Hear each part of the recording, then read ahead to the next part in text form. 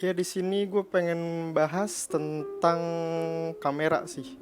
Kayak apa fitur keunggulannya, kekurangannya. Terus gue juga pengen bahas juga tentang by guideline gitu sih. Oh iya, oke deh. Gue langsung aja masuk ke topik yang gue catat ini. Yang pertama tentang buying guide ya. Sebenarnya ini kayak banyak pertanyaan gitu sih ke gua, kayak Vi, mendingan gua fokusin ke teknik dulu tentang fotonya, pengetahuan tentang foto segala macem biar jago, terus kira udah beli kamera manfaatinnya bagus gitu, atau beli kamera dulu yang mahal baru belajar. Nah di sini gue kayak ada dua perspektif. eh Awal tuh yang gue pikir sih kalau jalur-jalur orang mending-mending gitu ya, kayak udahlah belajar teorinya dulu aja lah, kayak tekniknya gimana ya pakai HP dulu kan bisa gitu. Tapi gue sendiri pun belajar setelah beli kamera. Nah ada beberapa kayak nanya ke gue gitu, kayak Vi, gue pengen beli kamera ini nih, kamera mahal sih kak, high end gitu. Contoh aja apa ya, yang baru deh, Fujifilm X-T4. Nah di sini yang bikin gue beli kamera dulu baru belajar itu adalah kayak gue tuh pengen kayak gue bisa improve banyak gitu setelah gue ada kamera. Gue ngulik jadi penasaran. Tapi kalau teknik dulu, nah di situ bisa sih. Cuma kan kayak di kamera tuh kayak banyak fitur-fitur gitu loh. Kayak yang gue punya gitu juga, kayak ada aplikasinya di dalam Sony itu, kayak ada aplikasi itu kayak buat ada foto black and white, terus kayak cuma fokus satu warna, warna merah aja, kuning aja, kayak gitu. Terus bahkan bisa aplikasi long exposure tanpa setting di manual di kameranya. Nah, itu salah satu keunggulannya mirrorless. Nah, setelah itu kan gue beli nih kamera. Nah, terus gue ngulik banyak. Nah, di situ kayak gue tuh rasa penasaran tuh gue langsung muncul gede gitu. Ini tuh kamera gue udah beli mahal. Terus buat apa? Mungkin kalau orang-orang kayak takut banget diejekin ya. Foto lu biasa aja, tapi kamera lu mahal. Buat apa kamera lu gitu? Nah, di situ tuh kayak masih banyak proses sih. Setelah lu pegang kamera itu, mungkin salah satu yang bikin penasaran kayak banyak modelnya, banyak variasinya, terus megapikselnya berapa, eh, foto yang bagus megapikselnya berapa sih gitu. Nah ini yang jadi tren-tren zaman sekarang nih. HP-HP zaman sekarang kan kayak megapikselnya gede-gede tuh, bahkan ada yang 48 ya di Xiaomi, ada yang 60-an kalau nggak salah sih. Nah di dalam industri fotografi sendiri, kamera itu paling standar banget itu adalah 24 megapiksel. Nah di situ udah cukup banget sih, asal kalian nggak cetak segede billboard sih. Nah untuk kalian yang nanya-nanya juga kayak tapi kan kalau megapikselnya gede itu foto makin detail, makin bagus. Jadi nah di sini juga kayak foto detail itu nggak muluk-muluk hanya sekedar megapiksel. Bahkan resolusi 4K pun yang biasa ada di video-video itu, megapikselnya itu cuma 8 loh, cuma 8. Untuk kamera-kamera yang standar itu ada 24 megapiksel. Nah, di dalam megapiksel itu sendiri bener sih memang bisa menambah detail, tapi ada unsur lainnya yang dapat menambah detail, dan yang paling penting itu adalah dynamic range di kamera. Nah, dynamic range sendiri itu adalah kayak sisi terang sama sisi gelap. Jadi kayak kamera itu bisa seberapa nangkep sisi terangnya. Jadi walaupun itu terang banget, itu bisa tetap detail, sama walaupun gelap banget, jadi itu nggak noise. Nah, di dynamic range sendiri ini masih jarang sih kamera-kamera standar yang punya dynamic range tinggi. Berarti megapiksel gede bukan berarti hasil foto bagus. Iya, bukan hasil foto banget bagus. Ada faktor-faktor lainnya yang gue sebut juga dynamic range ini. Nah, di dynamic range sendiri kayak sebenarnya kamera-kamera mahal juga sih yang punya yang dynamic range tinggi. Kayak buat foto-foto long exposure gitu, buat mungkin rata-rata kayak astrofotografi yang buat foto-foto Milky Way gitu. Gue pernah coba sih foto Milky Way pakai kamera gue nih. Terus lensanya 18 mili f4. Itu gue cuma mentok di ISO 500 aja, itu udah noise banget. Itu cuma gara-gara dynamic range sih. Karena murah lah standar. Sebenarnya kamera gue juga kamera video, jadi buat foto-foto begitu ya rada kurang sih.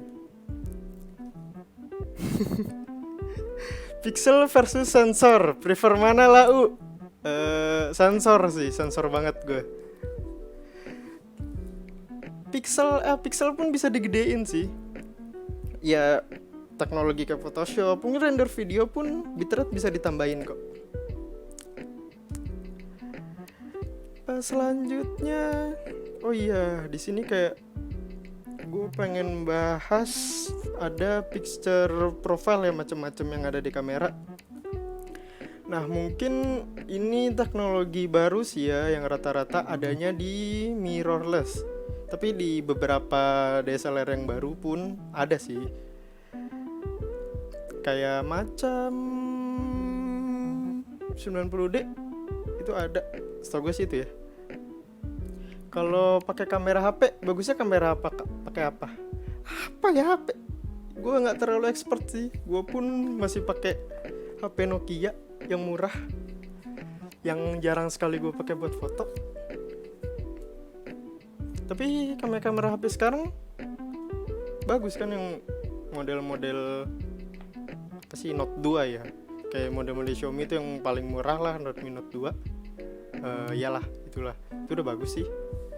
Kayak Samsung M30, M31 ya. Itu udah bagus sih sekarang. Oh ya, tadi kayak picture profile. Nah, di sini juga berpengaruh buat kualitas foto, kualitas warna. Nah, di tiap kamera, tiap brand itu pun kualitas tipe-tipe warnanya berbeda.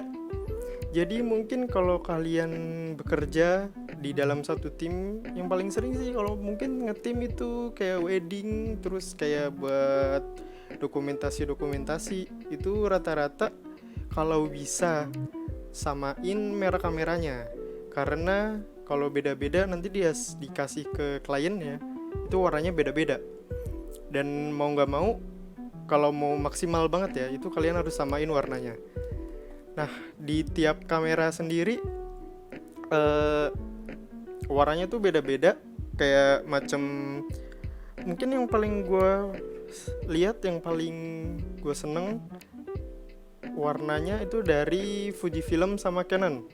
Nah, Canon yang gue bilang sih paling natural banget sih. Kayak ya dia nggak ada lebih-lebihnya lah, nggak dihalus-halusin enggak, dimerah-merahin enggak, dikuning-kuningin enggak gitu loh. Nah, untuk yang lain-lain sendiri kayak Sony, Nikon. Mungkin kalau Nikon yang gue lihat kayak ada rada kebiruan sedikit. Jadi kalau dia nembak foto ke arah biru, itu kayak ada rasa kurangnya di warna biru itu. Nah, untuk di Sony itu sendiri yang paling kacau adalah sistem apa tuh, gue lupa namanya. Oh ya, white balance. Di Sony kalau setting white balance sih harus manual sih gue bilang. Kalau buat mau foto-foto outdoor gitu ya. Kalau auto rasanya Sony white balance-nya kalau di mode auto itu sangat kurang sih. Dynamic range lagi. Nah, di dynamic range sendiri sebenarnya kayak ini juga termasuk bisa lebih besar lagi kalau file fotonya itu RAW. Jadi kenapa orang-orang Ya kayak gue contohin kayak astrofotografi aja, yang foto-foto Milky Way itu fotonya raw karena dia nyari dynamic range-nya tinggi. Ya foto-foto landscape lah rata-rata gitu. Karena foto landscape gitu-gitu pasti diedit sih, nggak mungkin murni hasil dari kamera terus dipost gitu. Itu kayak nggak bakal keluar warnanya, kayak ada sisi terang sisi gelapnya. Mungkin kalau ada cahaya matahari keluar, maksud keluar, yang yang ke arah lensa itu bakal ngeganggu banget sih. Tapi dengan adanya dynamic range ini dalam kamera, itu bisa membuat eh, cahaya itu kayak nggak terlalu terang, jadi detail-detail yang silau apa ya bahasanya ya, silau itu masih bisa kelihatan. Nah, untuk yang di gelapnya sendiri ya itu kayak ya sama sih kayak foto-foto gelap lah. Terus suka ada noise, terus noise-nya itu pasti ada bintik-bintik merah, bintik biru, bintik hijau. Nah, itu adalah noise. Kalau kalian zoom gitu itu noise. Nah, noise sih bisa dikurangin sih, kayak di sistem edit kayak noise reduction, tapi itu kayak memperhalus sih. Kalau makin gede noise reductionnya itu makin manekin orang, halus gitu, halus manekin banget anjing, makin manekin. Nah setelah itu gue pengen bahas kayak sensor kamera. Nah di dalam kamera kalian itu ada beberapa jenis sensor sih, tapi di setiap kamera ada cuma satu.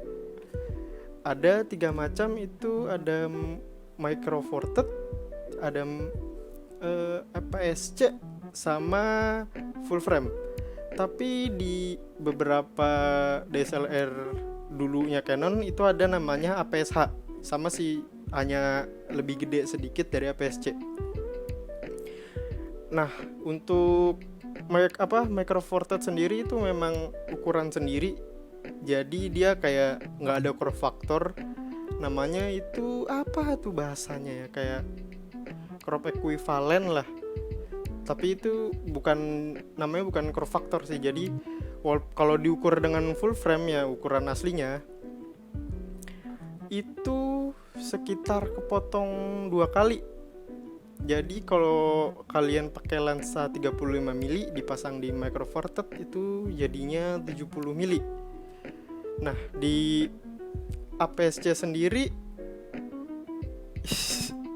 di APS-C sendiri itu ada crop factornya 1,5. Jadi kalian pasang 50 mili di APS-C jadi 75. Nah untuk full frame itu benar-benar ukuran aslinya.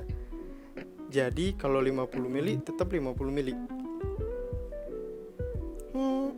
Mungkin sampai sini dulu gue ngomong, gue harus minum. Ada pertanyaan kah? Ada jawab. Color profilnya sRGB atau Adobe RGB? Mabok online. Nah di situ kalau untuk cetak mencetak sih mode sRGB tuh bagus, udah cukup lah. Tapi kalau di kamera sekarang tuh mungkin rata-rata keluar mirrorless sih, tapi ada masih beberapa DSLR yang keluar kayak Canon 1DX Mark 3 ya, yang baru tuh. Iya, apaan? Allahu Akbar, harus punya beberapa lensa nggak sih buat menuin pengetahuan tentang fotografi? Sebenarnya sih kalau gue memang butuh, karena feel-nya memang beda sih. Tapi kalau lensa kit sendiri itu memang lensa standar banget yang nggak bisa nangkep detail sedetail kamera lensa fix. Jadi menurut gue kalau ada budget tidak memaksa butuh, Kalau enggak ya udah manfaatin aja yang ada. Gue pun juga prosesnya cukup panjang untuk mendapatkan lensa yang lainnya. Ya tadi yang gue bilang kayak stop-stopan itu gue belajar gitu sih. Kayak mungkin kalau teknik-teknik lensa itu yang sekarang kayak ada f-nya 18 itu kan tidak ada stopnya. Nah itu tidak apa-apa sih. Yang gue pelajari saat itu di kelas fotografi itu adalah teknik marketing. Gak tahu sih, kata pengajar gue aja, bisa-bisanya itu kali kayak teknik marketing, karena semakin kecil f di lensa itu semakin mahal. Jadi kalau kalian orang brand-brand itu jual f2 diturunin dikit jadi ada 18 itu bisa naiklah dikit ya, walaupun rata-rata lensa 50-18 itu murah sih. Mungkin itu terakhir aja kalau yang gue bicarakan. Sini setelahnya ada pertanyaan yang lain. Oh iya, apa ya? Nggak kepin nih, maaf nih. Oh, mode-mode kamera apa aja ya? Oh iya, maaf Cas. Beli lensa 30 mili dong, nih lagi dipakai, Cat. Lagi dipakai. Mode-mode kamera, ya itu kan ada di awal-awal tuh, ada yang ada di bulet-bulet apa sih namanya? Iyalah, bulet-bulet di atas kamera tuh biasanya ada mode manual, aperture priority, shutter speed priority. Ini tinggal 52 detik, 51, 50. Setelah itu habis durasi live-nya.